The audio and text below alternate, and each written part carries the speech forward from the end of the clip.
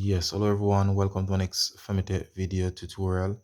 Now for this episode, I'm going to show you how to actually increase and of course decrease the screen display light for this Lenovo laptop.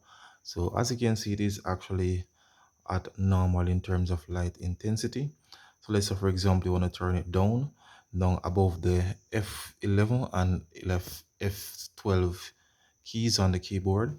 There's actually a sign that looks like the sun, I would actually say. So those signs represent increasing your screen brightness or decreasing. And F11, that's the one that decreases it. Just continue pressing down on F11. As you can see, really dark. F12 is what will increase it.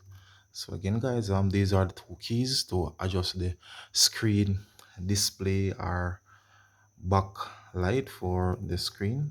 F11 decrease and F12 increase. So in the description section or in the title of the video, we'll be definitely giving you the exact model number for this Lenovo laptop. So once again guys, if you're new to my YouTube channel, please remember to click on the subscription button. Again, leave your comments in the comment section of the video and of course share the video. So once again guys, thanks for viewing. Femitech is out of here.